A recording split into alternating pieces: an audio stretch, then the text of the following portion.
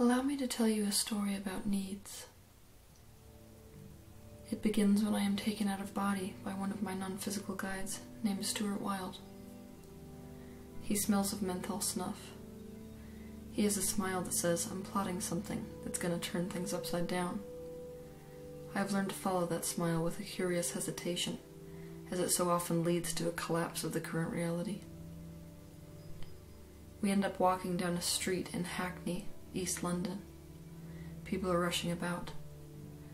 I can tell from the clothing that it is the 70s, a time when Stuart was alive. We have returned to a memory of his. We walk into a food market and we watch a boy with sandy-colored hair and freckles steal a can of food off of the shelf and hide it under his coat. Stuart says nothing, but he extends his hand to the right and fast-forwards to later that same hour in the very same store. I am watching a woman in a black poodle cloth coat. She is wealthy. She haphazardly throws a collection of whatever items catch her fancy on the counter and pays for them out of a purse that is covered with silver rhinestones. Stuart turns to me and says, "They both need food, but which one needs food?" I thought about it, and he repeated the question. They both need food, but which one needs food? I knew where he was headed, but didn't speak up. He then said, the rich person and the poor person both need to eat. They cannot simply wake up one day and decide not to need to eat. But only one of them feels the need, because they don't know they can get food. He continued, a need doesn't feel like a need and doesn't make you feel powerless when you know you can get it. In front of me both scenes played out, side by side simultaneously, as if I were in a learning hologram. The wealthy woman buying and the poor teenager stealing. And then we zoomed out until we were hovering over an African savanna. Stuart said, "Welcome to my playground." We were watching a pack of 5 lions nap beside a herd of zebra. Neither group seemed bothered by the other. Stuart said, "Tell me why the animal kingdom does not suffer like man does." I observed the animals and replied, because man is the only one with a socialization structure that teaches it to resist its own needs. The zebra that needs grass goes to find grass, and the lion that needs the zebra goes to find zebra. Yes, he said.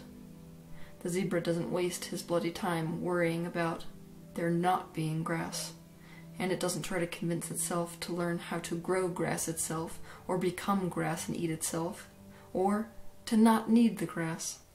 So the zebra is not disempowered by its own need like the man is. So as to ingrain the concept further, Stuart then brought me to a watering hole in the savannah. It was dried up completely. The suggestion that water was once there was the only thing left, an imprint in the dried and cracked mud. We stood in silence looking at the absence of water.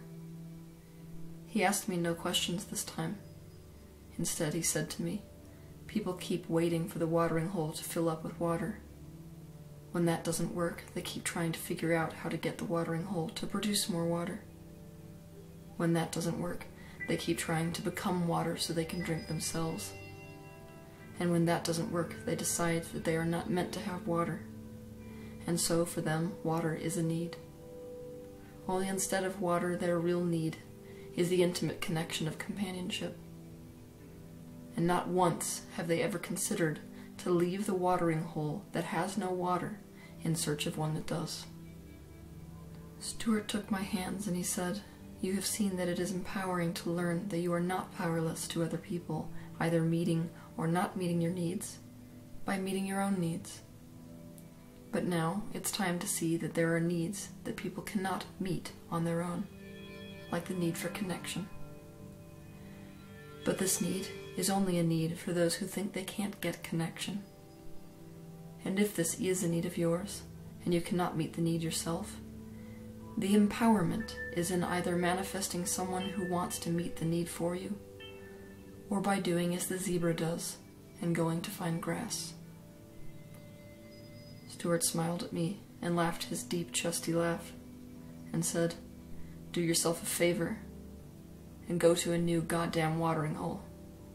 When he went to leave, the perceived movement of him pulled me out of the learning construct into space. I was hovering in the blackness of it, staring at the earth below. It was nighttime on one side of the globe and daytime on the other. I realized while looking at the world that there is a reason that some needs cannot be met by ourselves and ourselves alone. Separation is the opposite of our true nature. We can have the illusion of separateness, but illusion is all it is. To become completely independent is to become entirely ego. The way we find our way to the awareness of oneness, again, is through this interconnectivity and interdependence that is the inevitable part of living. Because we are indivisible, everything ultimately is us. So we can never be separate enough to meet all our own needs ourselves. And yet, if someone else is helping us, that is us in a different form helping ourselves. And that is the personal empowerment we do have, to manifest other aspects of ourselves that wish to meet the needs that we, in our separate form, cannot meet. We have this collective belief, especially in the Western world, that it is not okay to need other people, and that it is wrong to get our needs met by others because it makes us weak, powerless, vulnerable to manipulation, selfish, entitled, dependent, less spiritually developed, immature, a burden, embarrassing, incapable, and the list goes on. And the reality is we all need other people, and we all have needs that must be met by someone other than ourselves, and so we live in hell trying to deny those needs, or we try to get those needs met by people who do not want to meet those needs. When Buddha wrote that desire is the root of suffering, the word he used was tanha. But tanha does not mean desire. It doesn't even mean need. Tanha means thirst. In essence, it means starvation.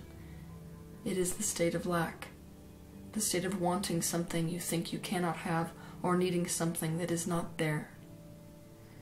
I find over and over again that the practice of spirituality involves an intense examination of the meaning behind words. Most spiritual disagreement, in fact, boils down to pure semantics.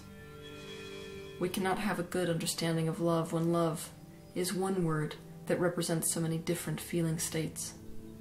We cannot have a good understanding of need when need is a word that represents a state of starvation. But also, the basic idea that something is required in order to thrive.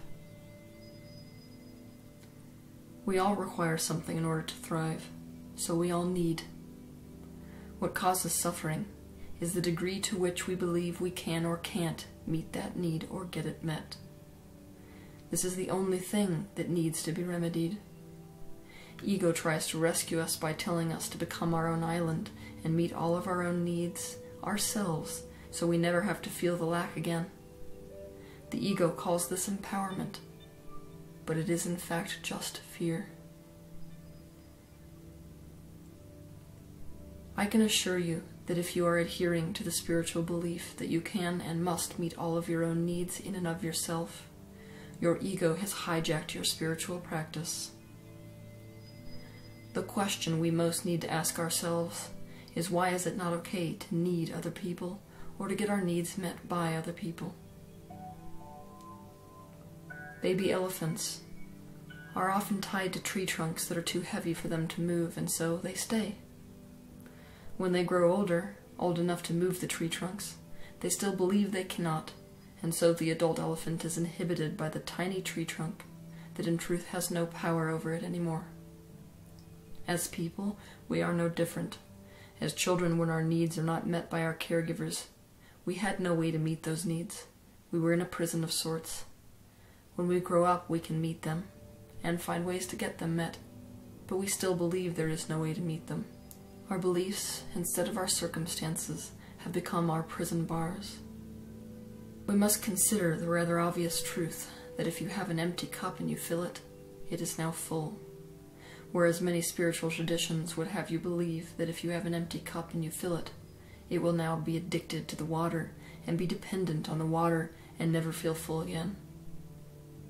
There is a little thing in human psychology called the paradox effect. The closer you become to someone, the more secure your relationship is, and the more available they are to you, the more confidently autonomous you become. You can observe this effect between babies and mothers. Personal empowerment has more to do with the security of our connections with other people than it ever had to do with independence. I find it a beautiful notion that if we all met each other's needs and let other people meet our needs, we would never feel a lack for anything. We would never feel the need, because we would never feel the lack in the first place. The notion that we could not have what we need would not be there, and so we would never actually be disempowered. And so I concur with the lesson given to me by Stuart Wilde. If your watering hole has no water in it, find a new watering hole, and by doing so, empower yourself by being brave enough to let your needs be met.